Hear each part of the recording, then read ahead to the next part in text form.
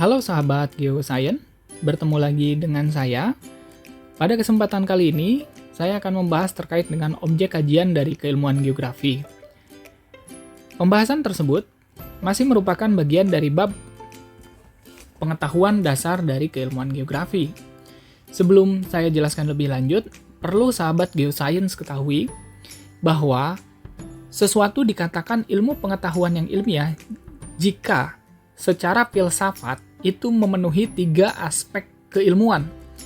Yang pertama itu adalah aspek epistemologis, yakni bagaimana suatu keilmuan itu mengkaji sebuah fenomena secara terstandar dan ilmiah. Itu epistemologis. Kemudian aspek yang kedua itu adalah aspek ontologis, di mana suatu keilmuan atau ilmu pengetahuan yang ilmiah itu memiliki objek yang dikaji. Nah, kemudian yang terakhir itu adalah aspek aksiologis, di mana suatu ilmu pengetahuan itu memiliki manfaat bagi kehidupan manusia. Nah, jelas bahwa geografi ini merupakan ilmu pengetahuan yang ilmiah sehingga dia memiliki aspek ontologis, yaitu objek kajian. Nah, seperti apa objek kajian dalam keilmuan geografi? Mari kita bahas lebih lanjut.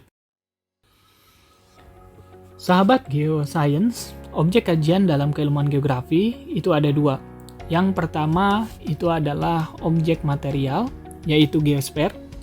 Geosfer berasal dari 2 kata. Yang pertama itu adalah geo, berasal dari kata gea yang artinya bumi. Kemudian yang kedua itu adalah sphere atau lapisan. Jadi pengelompokan karakteristik berdasarkan kesamaan kita sebut dengan sphere atau lapisan. Jadi geosfer ini adalah lapisan yang ada di permukaan bumi yang terdiri atas atmosfer, lapisan udara, litosfer, lapisan batuan dan mineral, hidrosfer, lapisan air, biosfer, lapisan kehidupan, antroposfer, lapisan kehidupan manusia. Di mana dalam pengkajiannya itu antara satu lapisan dengan lapisan lain itu tidak dapat dipisahkan atau merupakan satu kesatuan geosfer. Yang kedua itu adalah objek formal, yakni wilayah atau region yang terbagi menjadi 2. Ada wilayah administratif yang cenderung bersifat abstrak dan wilayah karakteristik yang berdasarkan kesamaan kenampakan ini lebih bersifat konkret batasnya.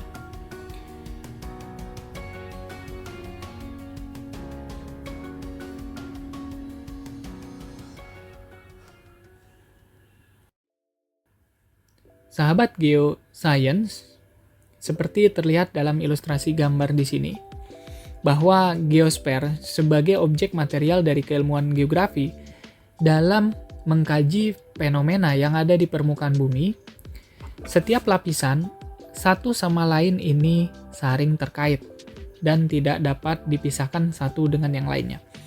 Bisa kita lihat tanda panah dari ilustrasi gambar ini, di mana lapisan atmosfer itu selalu terkait dengan hidrosfer, dengan biosfer, dengan antroposfer, dan dengan litosfer. Begitupun sebaliknya. Artinya, dalam mengkaji suatu fenomena, kita harus mengintegrasikan kelima lapisan ini. Untuk mempermudah pemahaman kita, saya ilustrasikan. Misalnya ketika kita ingin mengkaji fenomena hidrosfer, yaitu banjir. Ketika kita ingin mengkaji banjir dari sudut pandang keilmuan geografi, maka kita juga harus melihat dari lapisan-lapisan yang lainnya. Misalnya, dari lapisan atmosfer. Maka banjir ini terjadi karena curah hujan yang tinggi di daerah tersebut. Kemudian dari aspek biosfernya, misalnya kenapa bisa terjadi banjir? Karena daerah tersebut merupakan bagian dari ekosistem rawa, sehingga selalu tergenang air. Atau secara biosfer, misalnya wilayah tersebut kenapa terjadi banjir? Karena kurangnya daerah resapan air yang ditumbuhi oleh tumbuhan gitu, sehingga air itu tidak meresap, tidak terinfiltrasi ke dalam tanah dengan baik. Kemudian misalnya dari aspek antroposfernya, banjir ini terjadi karena kurangnya kesadaran dari masyarakat untuk menjaga lingkungan, seperti membuat saluran drainase yang baik, atau malah membuang sampah sembarangan ke saluran drainase sehingga air meluap. Atau misalnya kalau banjir itu terjadi di pinggiran sungai, mungkin ada perilaku kurangnya kesadaran masyarakat untuk menjaga ekosistem sungai, misalnya membuang sampah sembarangan ke sungai, tidak merawat sungai. Akhirnya ketika terjadi hujan dengan curah hujan yang cukup tinggi dari atmosfer, ini menyebabkan terjadinya banjir atau air itu meluap gitu. Kemudian juga misalnya dari aspek litosfernya. Daerah tersebut memang merupakan daerah dataran yang rendah gitu ya. Dataran yang rendah sehingga ketika air itu tumpah atau misalnya ketika terjadi hujan, ketika curah hujan itu tinggi, maka wilayah tersebut menerima pasokan air dari wilayah-wilayah yang lainnya karena secara litosfer, secara geomorfologi permukaan buminya merupakan dataran rendah yang dikelilingi oleh wilayah lainnya secara morfologi. Nah, seperti itu ilustrasinya. Jadi ketika kita ingin mengkaji banjir, banjir itu fokusnya di hidrosfer, maka kita tidak lepas dari lapisan yang lainnya. Untuk memperkuat pemahaman kita, misalnya kita ingin mengkaji fenomena lain yang berikutnya ya. Misalnya saya ilustrasikan dengan fenomena yang kedua, misalnya itu fenomena yang ada di lapisan biosfer, yaitu misalnya rusaknya kondisi terumbu karang ya. Jadi rusaknya terumbu karang ini jika dikaji dalam keilmuan geografi, kita tidak bisa lepas dari lapisan-lapisan lain yang menunjang kehidupan terumbu karang. Jadi misalnya secara hidrosfernya, kenapa terumbu karang di wilayah pesisir itu bisa rusak? Karena tingkat pencemaran yang relatif tinggi gitu ya. Nah, tingkat pencemaran yang relatif tinggi sehingga merubah komposisi kimia dari air laut yang menjadi habitat terumbu karang sehingga terumbu karang ini menjadi rusak gitu. Kemudian juga dari sisi atmosfer, misalnya intensitas penyinaran, kemudian kelembapan, suhu udara, dan sebagainya, ini cenderung berubah karena terjadi misalnya pemanasan global atau kita sebut dengan global warming ya. Sehingga secara tidak langsung ini mempengaruhi habitat dari terumbu karang di wilayah pesisir, di wilayah laut dangkal gitu, yang menjadi habitat terumbu karang. Kemudian dari sisi antroposfernya, misalnya masyarakat pesisir ini memiliki kesadaran yang kurang untuk melakukan budidaya atau menjaga ekosistem terumbu karang. Padahal terumbu karang ini merupakan salah satu habitat ikan-ikan yang sebetulnya ikannya itu juga bisa dimanfaatkan atau ditangkap oleh nelayan gitu. Nah, atau misalnya rusaknya terumbu karang ini juga berpengaruh terhadap aktivitas pariwisata yang ada di wilayah tersebut. Nah, kemudian dari sisi litosfernya, misalnya atau batuan dan mineralnya, ini misalnya terjadi aktivitas lempeng tektonik yang cukup tinggi yang mempengaruhi habitat dari terumbu karang sehingga juga turut berkontribusi rusaknya terumbu karang tersebut gitu. Nah, kurang lebih seperti itu sobat geosains sekalian. Jadi sekali lagi saya tekankan, dalam mengkaji fenomena, objek dari keilmuan geografi ini adalah geosfer, yang dimana antara satu lapisan dengan lapisan lain itu dikaji secara integral, terintegrasi ya. Jadi tidak bisa kita hanya bicara masalah hidrosfernya saja. Misalnya ketika tadi contoh yang pertama terkait dengan banjir, maka kita bicara masalah banjir saja gitu, sungai itu meluap gitu, tapi kita tidak melihat lapisan-lapisan lain, tidak seperti itu. Karena geografi ini mengkaji fenomena secara terintegrasi di dalam lapisan geosfer. Kemudian tadi rusaknya terumbu karang juga ini tidak bisa kita hanya mengkaji dari satu sisi ya, dari atmosfernya, dari litosfernya, atau lain sebagainya. Ini semua dikaji dalam satu kesatuan yang terintegrasi. Baik, untuk selanjutnya, itu adalah objek formal dalam keilmuan geografi, yaitu wilayah atau region. Yang pertama, itu adalah wilayah administratif, yakni bersifat abstrak dan ditentukan oleh manusia. Contohnya, itu adalah batas negara, batas provinsi, batas kabupaten dan kota, batas kecamatan, batas desa, atau batas kelurahan. Kenapa wilayah administratif ini kita sebut sebagai wilayah yang abstrak? Karena di dunia nyata, batas dari wilayah tersebut itu tidak dapat terlihat secara kasat mata. Dengan kata lain, batasnya itu hanya terlihat di peta saja. Seperti pada gambar ilustrasi berikut, misalnya ini adalah peta sebuah kecamatan, gitu ya. Jadi kita bisa melihat di peta ini ada garis seperti ini. Saya kasih tanda warna biru. Nah, garis-garis ini bukan merupakan sungai, tetapi merupakan garis abstrak yang menjadi pembatas misalnya dari desa atau kelurahan, karena ini merupakan peta kecamatan. Misalnya ini desa atau kelurahan A, yang ini desa atau kelurahan B, gitu kan. Kemudian misalnya ada yang C, D, E, F, dan seterusnya. Nah, di dunia nyata, batas-batas ini tidak terlihat secara nyata gitu ya. Dengan kata lain, ini hanya terlihat di peta saja. Sehingga kita katakan batas administratif ini atau wilayah administratif atau region administratif ini itu bersifat abstrak. Nah, ini juga ditentukan oleh manusia gitu kan. Kenapa ini ditentukan oleh manusia? Karena batas-batas yang ada di sini itu berdasarkan misalnya berdasarkan aturan tertentu gitu ya. Atau misalnya berdasarkan perjanjian tertentu. Saya ilustrasikan lebih general, misalnya batas negara Indonesia itu adalah wilayah-wilayah yang dulu pernah dijajah oleh Hindia Belanda gitu. Dan beberapa kerajaan yang sukarela menyerahkan wilayahnya kepada Republik Indonesia.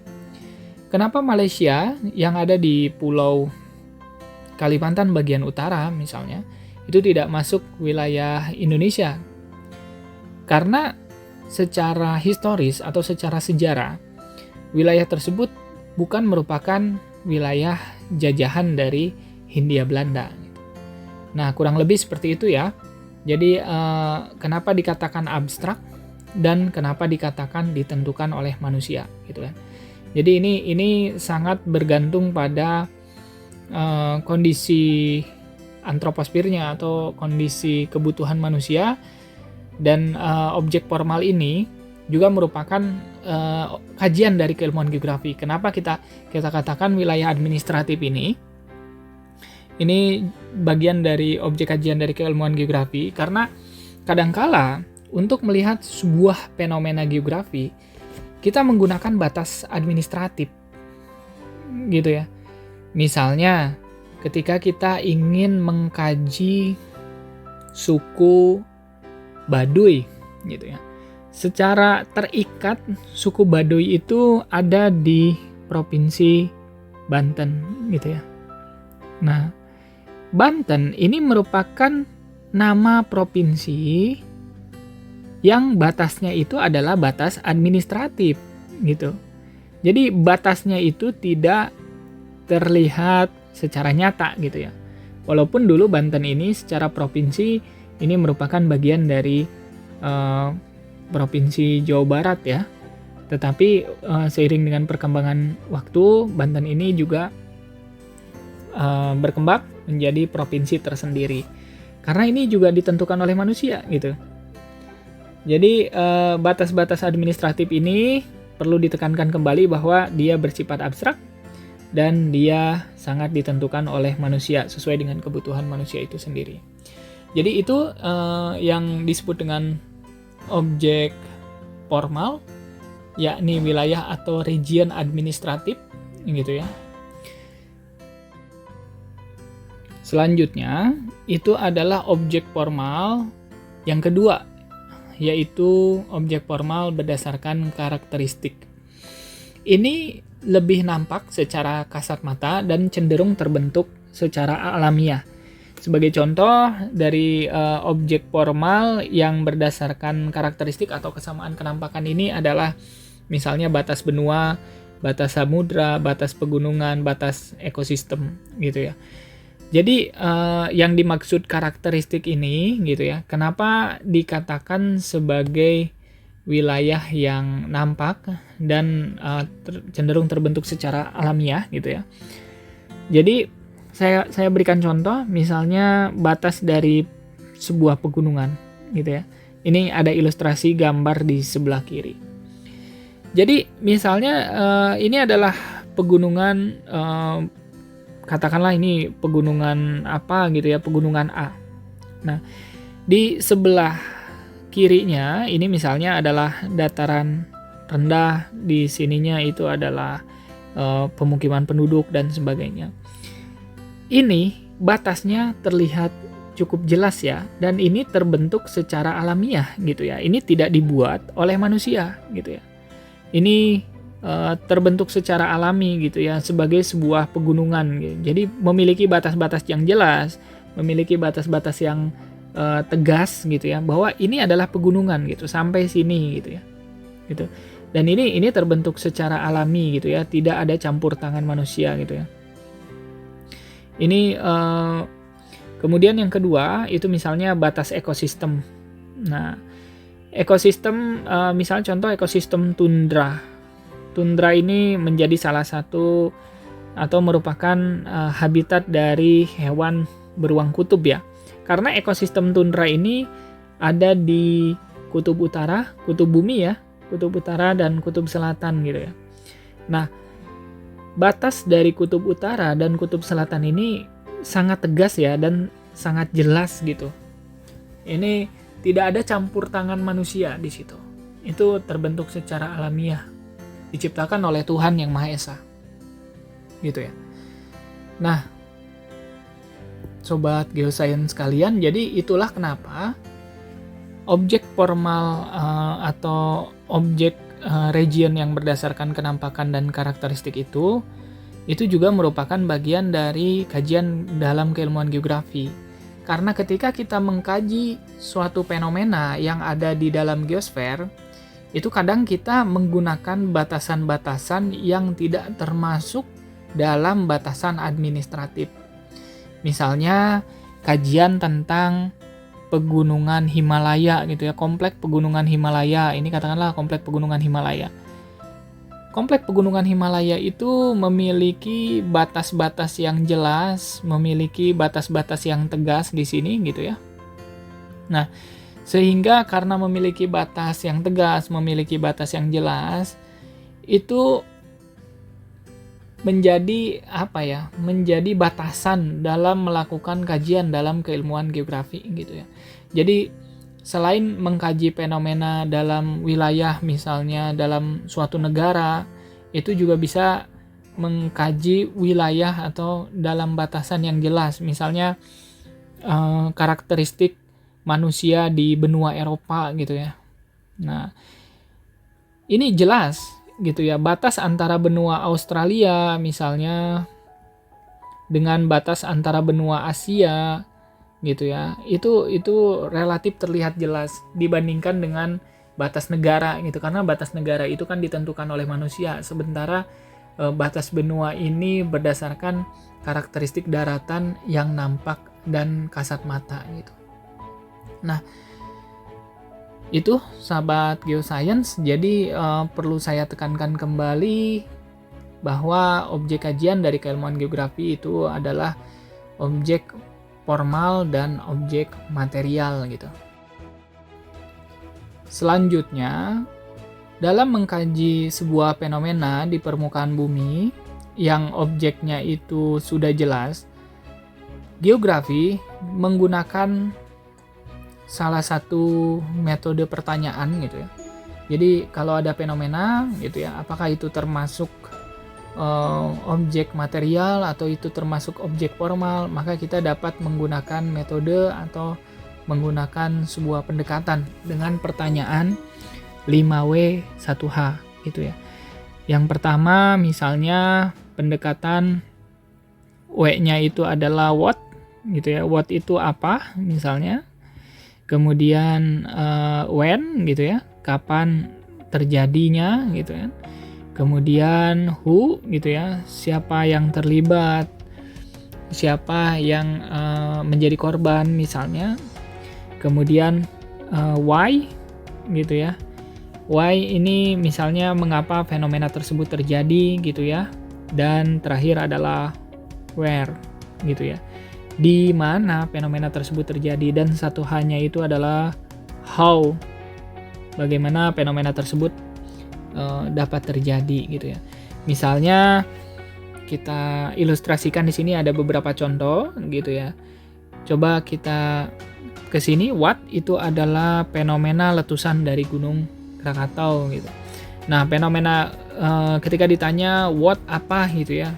Fenomenanya adalah letusan dari Gunung Krakatau. Kemudian misalnya when-nya itu dia terjadi sekitar tahun 1800 sekian atau 1700 sekian ya.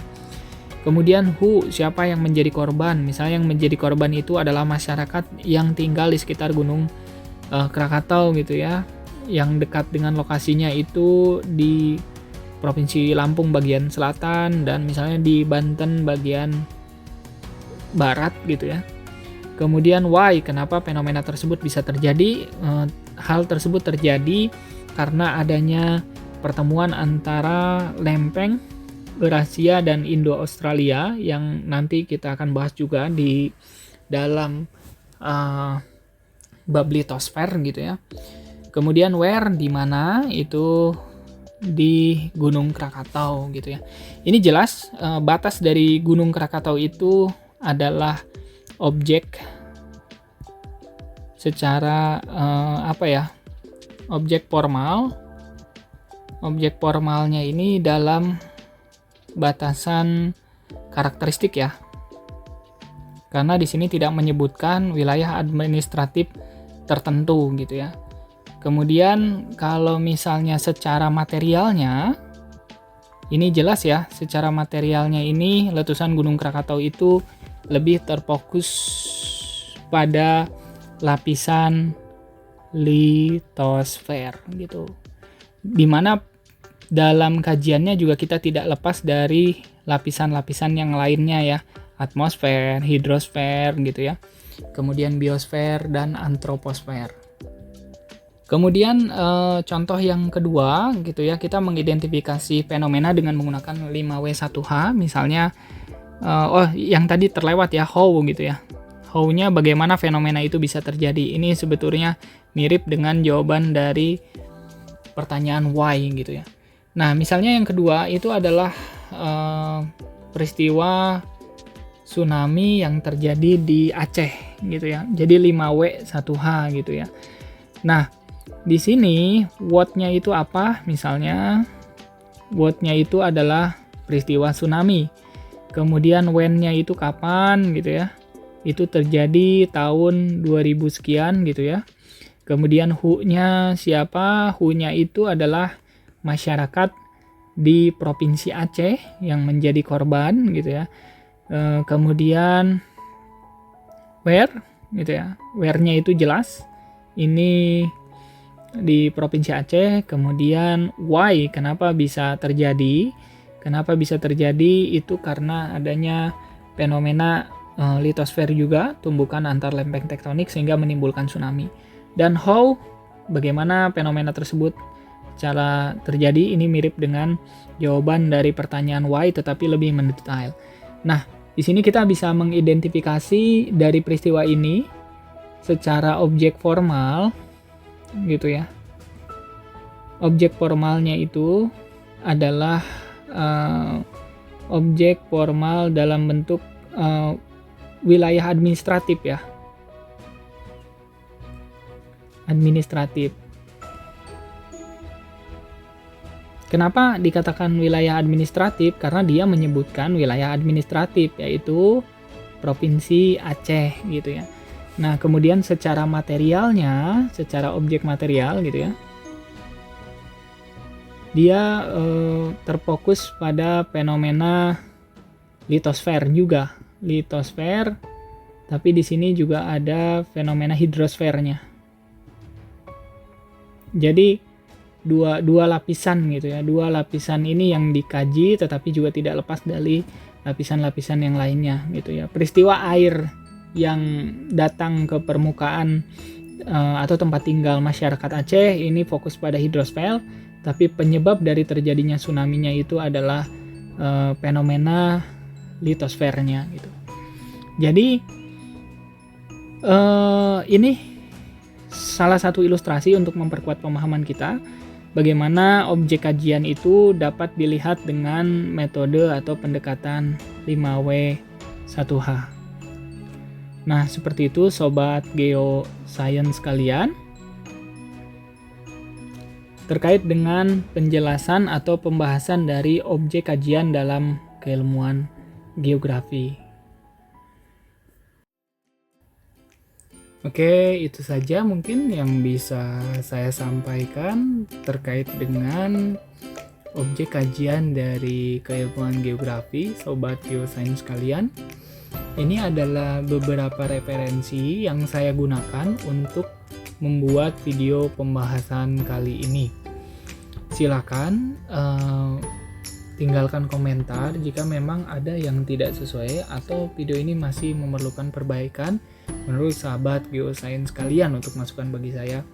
Silakan juga subscribe atau share dan like video ini jika memang ini bermanfaat untuk sobat geosains sekalian ya, atau mungkin ada yang membutuhkan video ini untuk persiapan ujian atau apa sejenisnya sobat geosains sekalian. Silahkan tonton video yang lain yang ada di playlist pengetahuan dasar geografi supaya pemahaman terkait dengan objek kajian yang menjadi pembahasan video ini itu menyeluruh dan tidak parsial ya sobat geosains sekalian. Sekali lagi saya ucapkan terima kasih sudah menyaksikan video kali ini dimanapun Anda berada. Selamat beraktivitas, sampai jumpa pada pembahasan video berikutnya. Salam geografi.